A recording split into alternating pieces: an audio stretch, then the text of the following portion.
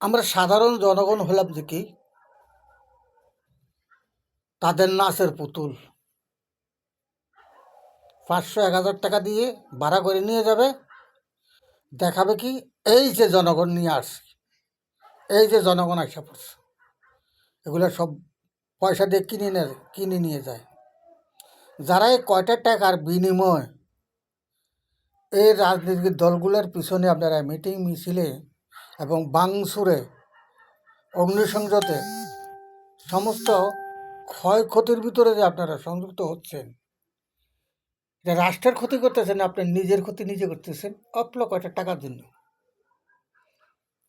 সামান্য আর্থিকের জন্য দেশ নষ্ট করতেছেন, দেশের জনস্বার্থ নষ্ট করতেছেন এবং নিজের স্বার্থ নিজেই নষ্ট করতেছেন।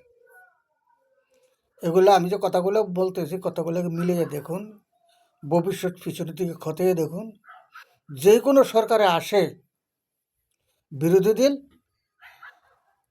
দলে এই মিটিং মেশিন ভাঙচুর করে যেগুলো করে, এগুলো কার সম্পদ? সরকারি। তো সরকার কি শ্বাস করে কোথায়? না কোথাও থেকে টাকা মেশিন আছে, টাকা বানায়? সরকারের কিছুই নেই। সমস্ত কিছু হলো জনগণের রক্তের টাকা এবং অতিরিক্ত ঘামের পরিশ্রমের টাকা দিয়ে রাজস্ব কর, বিভিন্ন উন্নয়ন কর, বিভিন্ন একটা সদাই কিনতে হলে টাকাটা বাড়ে, এটাও তো জনগণের পকেট থেকে যায়। দেখুন, 40 টাকার পেঁয়াজ 120 টাকা, তাহলে এটার ভিতরে জনগণের টাকা কই যাচ্ছে? তাদের পকেটে।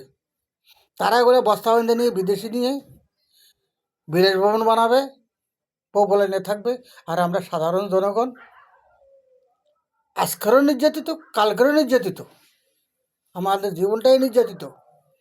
আমরা মানুষের খাতায় পড়ি না, সাধারণ জনগণ তাদের কাছে এই যে মুখের ভাষা, মিষ্টি ভাষা দিয়ে বলে, আসলে কিন্তু তাদের কাছে আমরা জনগণ কি লবণের সমতুল্য না।